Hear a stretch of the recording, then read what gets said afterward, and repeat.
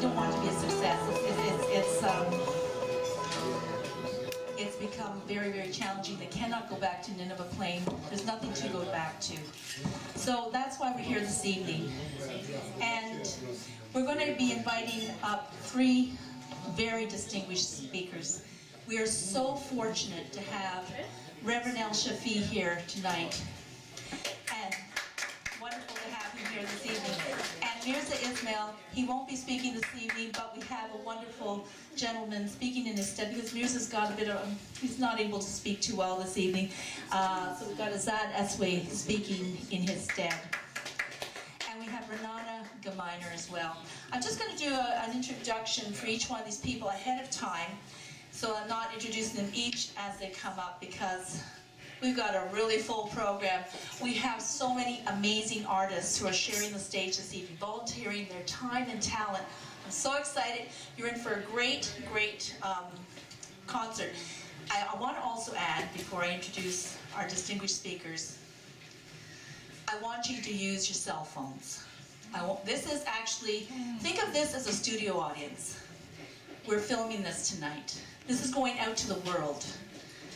This whole program tonight is going out to the world, so we can raise not just $70,000, but enough to bring lots and lots and lots of Yazidi families here to Canada and the world. We're encouraging people from all over the world to support Yazidis no matter where they are.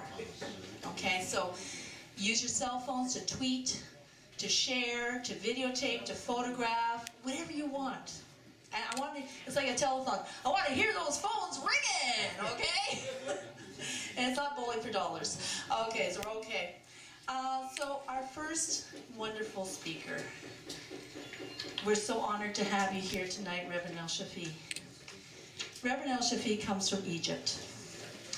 And he has seen his share of human rights.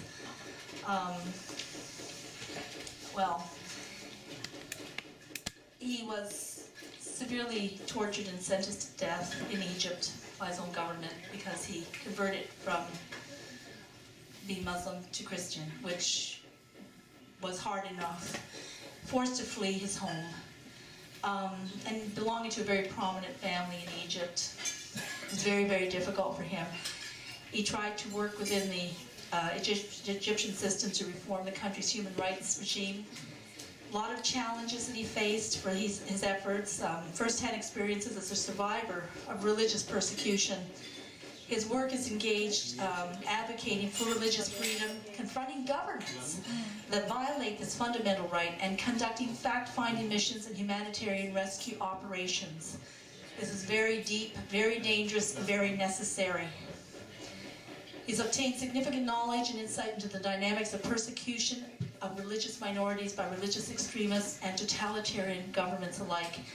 And in 2012, Reverend El Shafi was awarded the Queen's Diamond Jubilee Medal for his ongoing work fighting for freedom of religion and the rights of minorities around the world. Now I'm just going to mention, I'm going to do the introductions for each one of you so we can roll. Mza Ismael is the Yazidi leader founder for the Yazidi Human Rights Organization International. Mza, you work as a social worker here in Canada. You're the leader of the community here in Canada, also religious, spiritual leader. And he's gone around the globe spreading information, collecting information, sharing as much as he can about his people to ensure that this genocide does not happen. I've seen you in videos visiting children who have been orphaned, going into hospitals where women are lying there, and it's beyond post-traumatic stress disorder. It's just absolutely horrific to watch. And you're there for the people. You're there, and we thank you so much for everything you're doing. Thank you so much. And of course, we're going to have Assad come up after.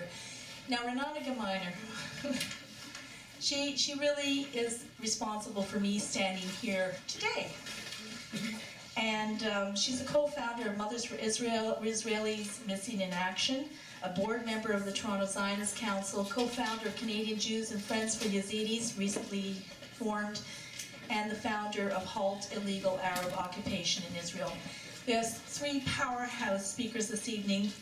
We're going to be, we'll have Reverend El Shafi. Would you like to come up and take the stage now? Thank you so much.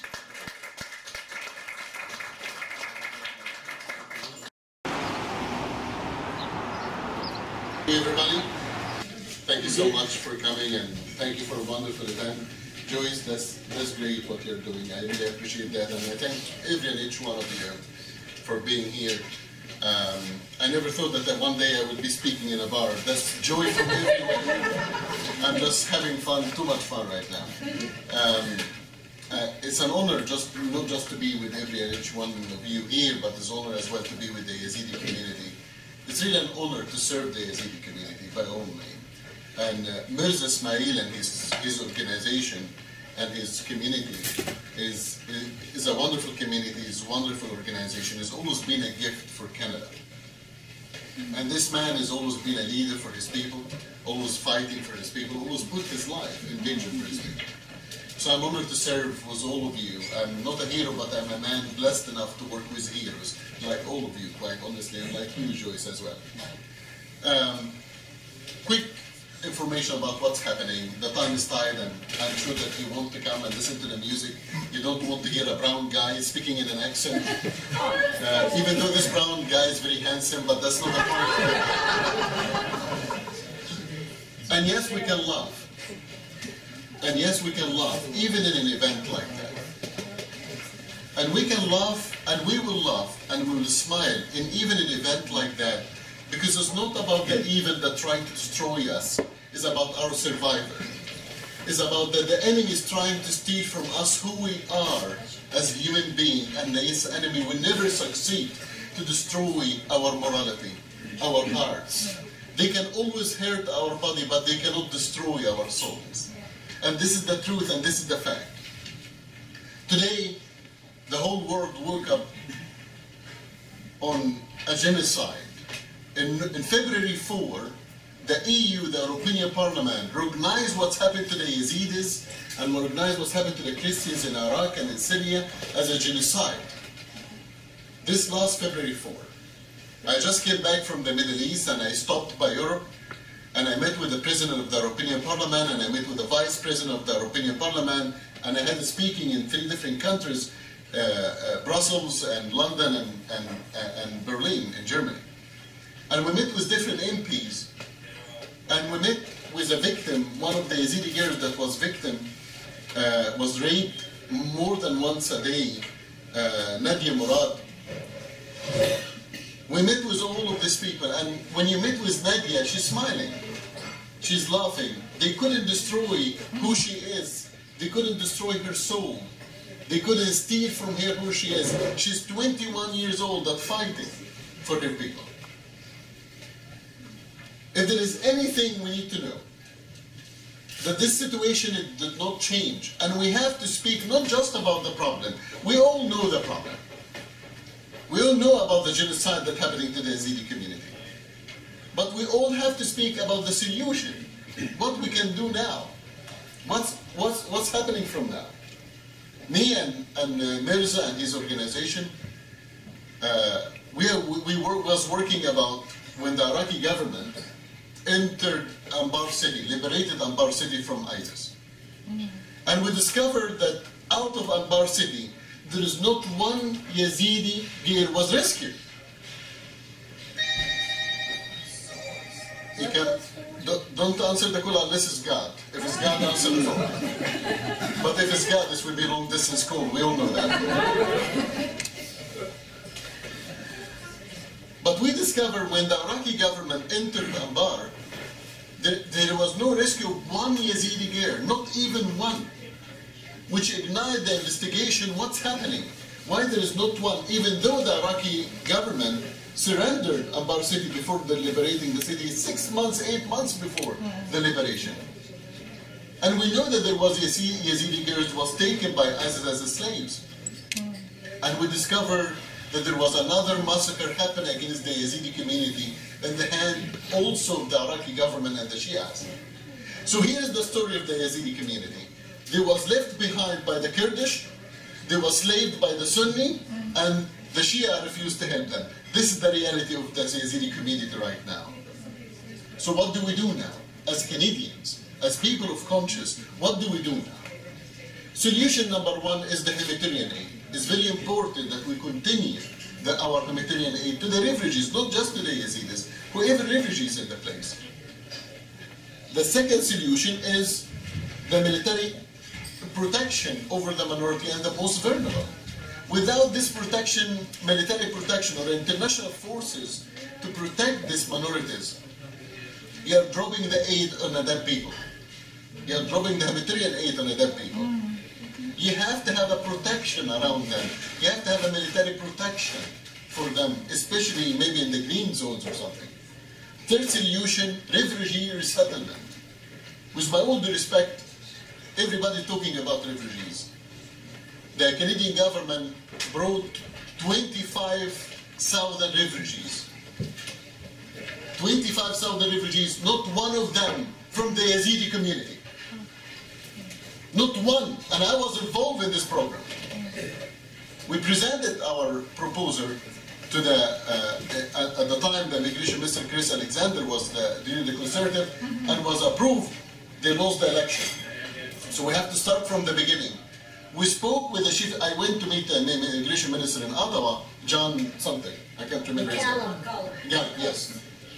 And I told him about the proposal. He sent me his chief of staff to speak with me on the phone. His chief of staff didn't even read the proposal. We're bringing 25,000 refugees. None of them, my proposal was just 500 Yazidi girls, not more, not less. 500 Yazidi girls. With the chief of staff, when I was talking to him, me and my lawyers, the chief of staff said, well, maybe we should focus on females in general, instead of just Yazidi females. I told him, why? I told him, didn't they was raped? Didn't they was killed? Why not I cannot talk about Yazidi girls? Why I only can think about girls in general, but not Yazidi girls? What do you mean by that? So we need your help to make this change. And we will make this change. And mark my word, before this year end, you will see the first Yazidi victims coming to Canada. I promise you, we will fight for that. I promise you, we will fight for that. Before I let you go, there is something very important that you need to know. Number one, our enemy have very strong weapons, it's true. A very strong army, it's true. But we have the Lord Almighty, and this is a fact. There is one thing you need to know. In the absence of light, darkness prevails. Our world today is an unfair place, unjust place. Not because the people is doing evil, but because the people remain silent. But you are not remaining silent. One thing we have to know, if we stop fighting for each other, we lose our humanity. So after every night there is new morning coming new day. After every storm there is sunshine. And after every persecution there is victory. So mark my word and believe me when I tell you, they can kill the believers, but they cannot kill the belief of our hearts. They can kill the dreamer, but no one can kill the dream. Thank you and God bless.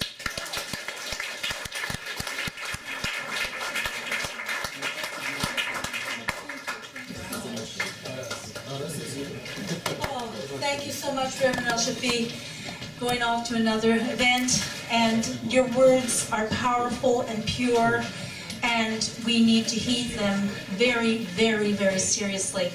It's hard for us to imagine here in the West, in Canada, where we live very, very protected lives, for the most part, to be waiting for your relatives to come, and they're so desperate. They say, we can't stay here anymore. We can't stay in Turkey. We can't stay in Iraq. We have to leave. It's nowhere safe. Our homes are gone. Everything is rubble. And there's still persecution wherever they go. And you just jump into a tube boat and hope the heck you get to the other side. And we have to, a big thank you we have to say to Steve Aman, who was on Lesbos last week, was he not? Was the week before? He's left. Yes, last night to go back again. Oh my gosh! So he went to Lesbos with funds. I think it was 60,000 euros to be there when those Yazidis arrive on the beach. And we're talking about land on a beach in a boat, a tube boat. This is not fun. This is in rough waters, everything. And say, okay, how much do you need? Where do you have to go? Let me get you there. Because he remembers stories from his own relatives. He's called the Jewish Schindler, not for nothing. He recalls how the Jews may have been able to escape the concentration camps, but many, many, many, many died in the forest from hunger and cold. Doesn't want that to happen to these Yezidis. We have to keep going. We can't stop. I'm going to bring up now Mza Ismael. YEZIDI Human Rights Organization International.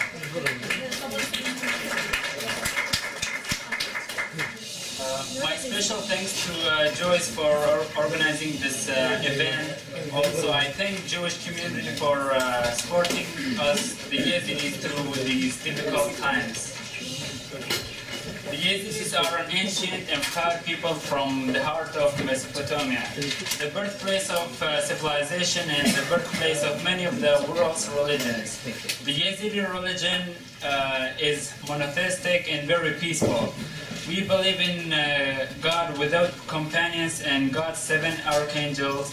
The Yezidi religion is based on humanity, mutual respect, and 4 main natural elements: the sun, earth, air, wind, and water. We respect all religions and faiths, and when we help others, it is without regard to faith or nationality. We pray to God and ask Him each morning for an end to war and for peace for the whole world. We say our name, Yezidi, at the very last. But unfortunately, radical Muslims have been trying to wipe us off the face of the earth. In the last 1,400 years, the Yezidis have faced 74 different genocides in the Middle East, which include the recent one that began August 3rd, 2014, just because we have a different culture, religion, and a way of life. Most of you may be aware of the war crimes and crimes against humanity committed by the Islamic State that have been committed against the Yezidis and Chaldo-Assyrians in northern Iraq. Yezidis in Sinjar have suffered especially, and the Yezidis of Kocha village in particular. There are presently about 430,000 Yezidis displaced in northern Iraq. And according to the Yezidis on the ground, more than 5,000 have been killed, including the beheading of hundreds. 7,450 Yezidis were abducted, mostly young women and children. Since then, about 3,000 of those abducted Yezidis were able to escape, and some others who were also released. But more than 3,000 Yezidis, mostly young women and children, are still held in captivity by Islamic State in Iraq and Syria. In all respects, it is a genocidal campaign against the Yezidis that began August 3, 2014. We hope all and each of you will stand with us in the name of humanity, and we also hope Canada will recognize the truth of the Yezidi, of the Yezidi genocide. Some of you may ask how other groups in Nineveh Plains are coping with the Islamic State invasion. Sadly, the majority have joined ISIS. Local Arabs, Kurds, Turkmen quickly joined up with ISIS at the time of the attack.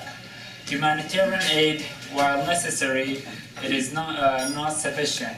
Much humanitarian aid distributed by Kurdish regional authorities and the Iraqi government never gets to the hands of those who are in need, due to skimming, corruption, and politics.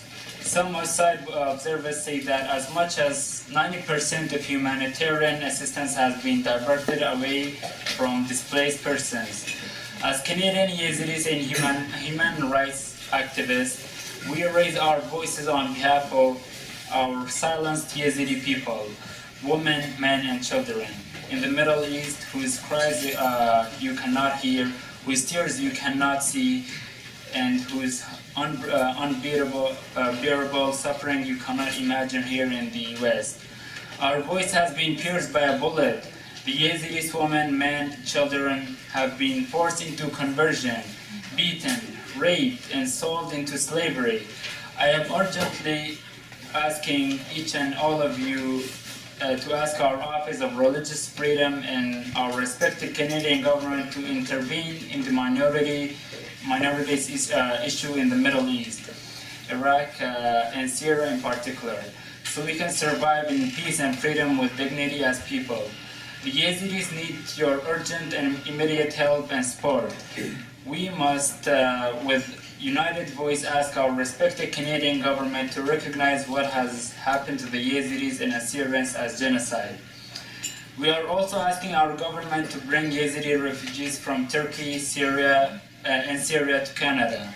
Those Yezidis have suffered so much and decided not to returning back to Iraq. Since the last few months, more than 200 Yezidi refugees have died in Aegean Sea between Turkey and Greece during their journey to Greece on 2 boats. And that actually includes my cousins who have also passed away through seas when were one of them 10-year-old and the other one younger. And we also ask our government to work with our allies and create a safe haven for the Yezidis and Chaldo Assyrians in Sinjar region, Nineveh Plain, and Hasaki under international protection. Now I would like to mention a quote from a Yezidi victim, a man who suffered so much, and as I mentioned earlier, we Yezidis pray to God and believe in God through the sun, energy, air, and the wind. A quote from a Yezidi victim was, "You can kill the Yezidis, but you cannot kill the sun." Thank you. First thing is, I'd like to pass these out. These are photographs. There are about 6 pages in each one, and they are horrific pictures of what has happened to the Yezidi people. It's horrible to see, but we all know it doesn't compare with having it happen to you or having it happen to your daughter, and that's what happened to these people. I think we need to see these pictures because otherwise we don't really face our responsibilities to help. So I'm going to hand them out, and I would encourage you to please take them and look at them, not with your not in front of children. Look at them here. Keep them. I went through some effort to photograph them. Oh, here you go. Okay, and a few more. Thank you. Thank you. Okay, so in Judaism we learn that man is made in God's image. So what does that mean? It means that we're either going to live in this life as monsters, or we're going to try and do the right thing. And right now what's happening to the Yazidi, the Chaldo-Assyrian Christians, and other non-Muslim minorities, as well as some of the Muslims who are suffering, but right now we're talking about the ones who are not, people who are not getting the attention. So I'll go back to the Yazidis, the Chaldo-Assyrian Christians, the Mandaeans, the Baha'i, and the other non-Muslim groups in the Middle East. Is that better? Yeah.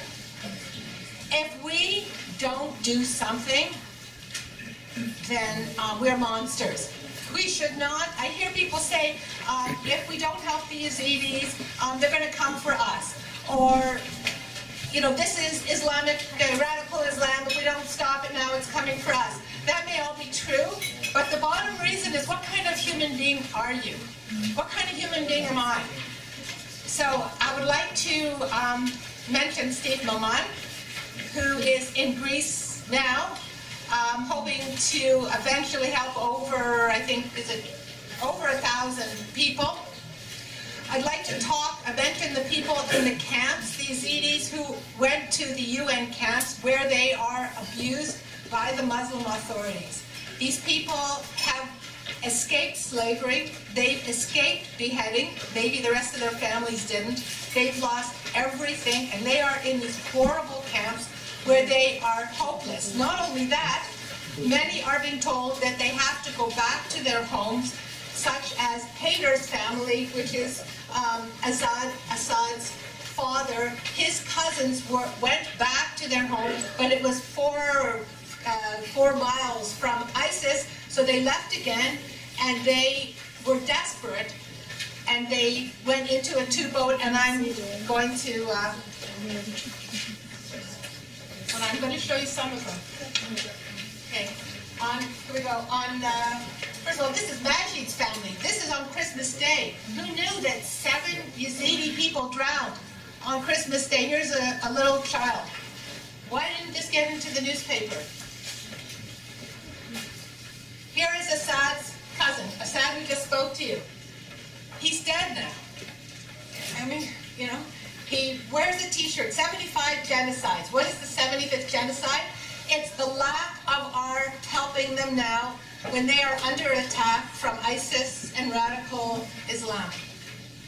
It's the pressure in the camps for them to convert to Islam.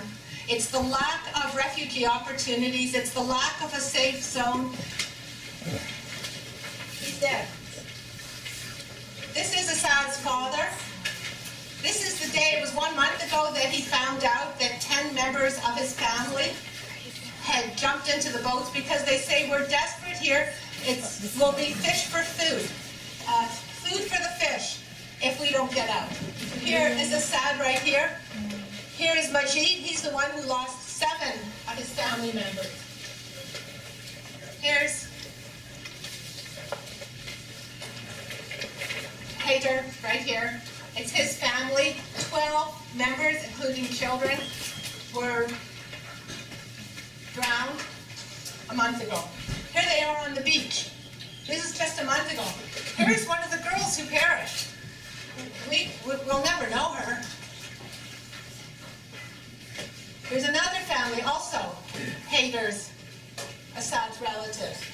The mother, the father, and the child.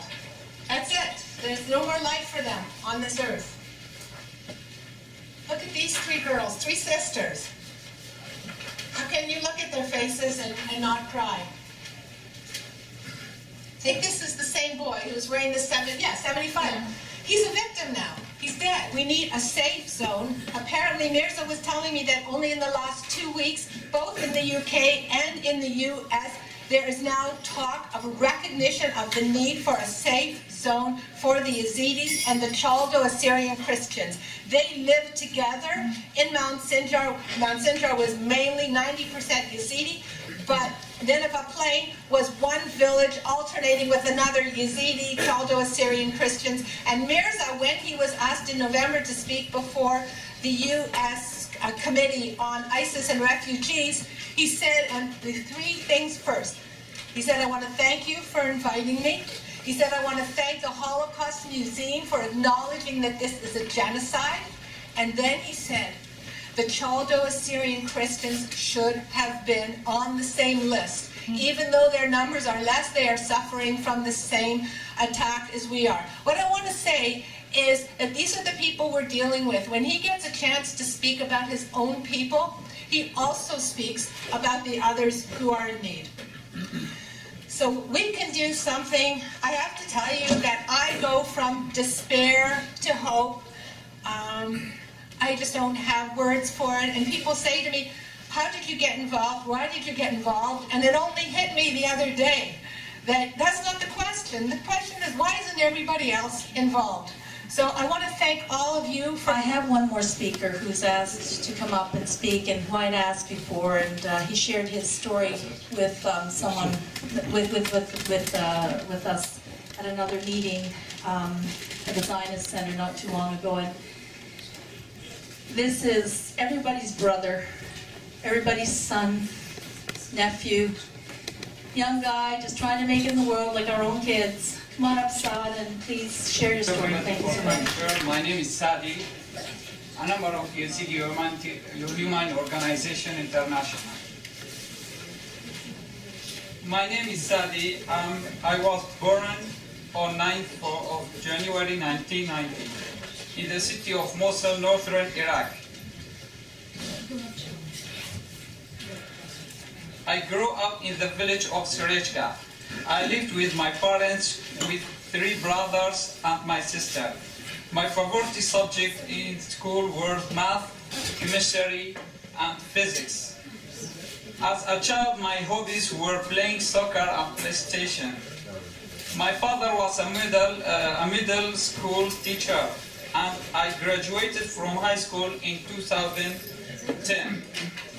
After school or on vacation, I would help my father on our small convenience store.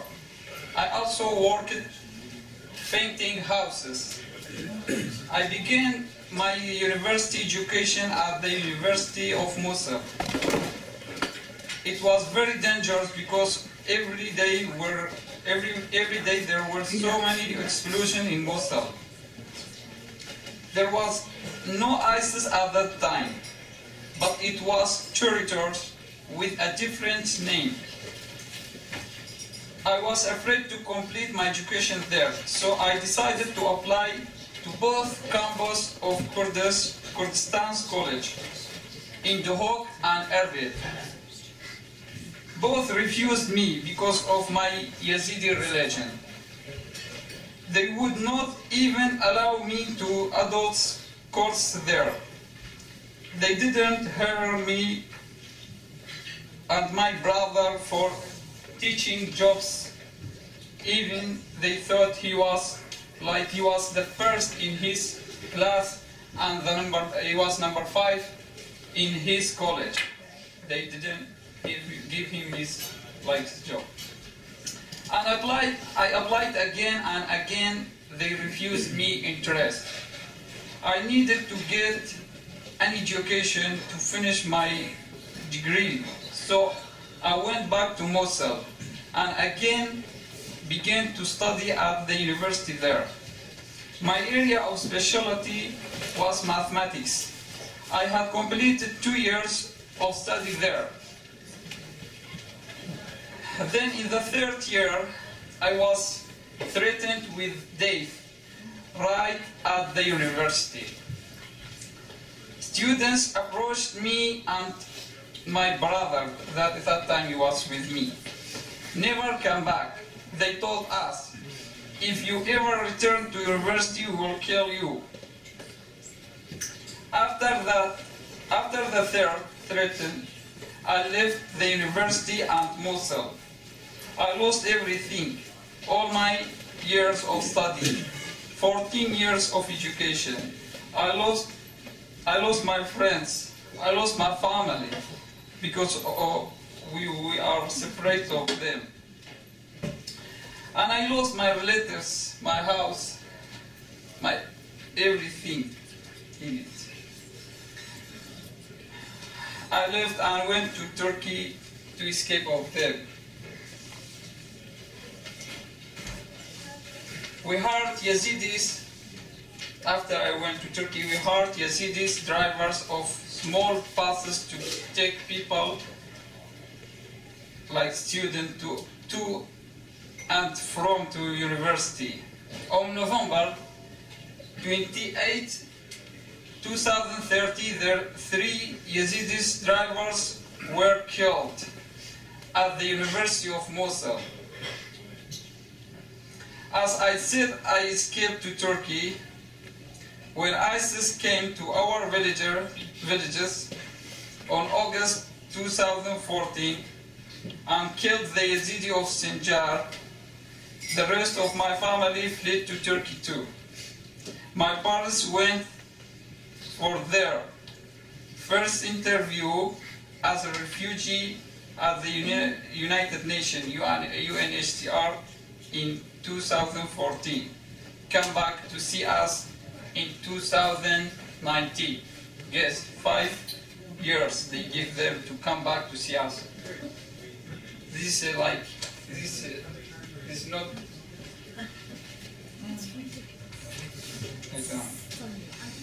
Since 2014, my family is still there, waiting in a refugee camp in Afyon, Turkey, and nothing changed. This is my second time I say my story, and I hopefully there is something change to the Yazidi refugee in Turkey and in Syria too. Thank you for everybody.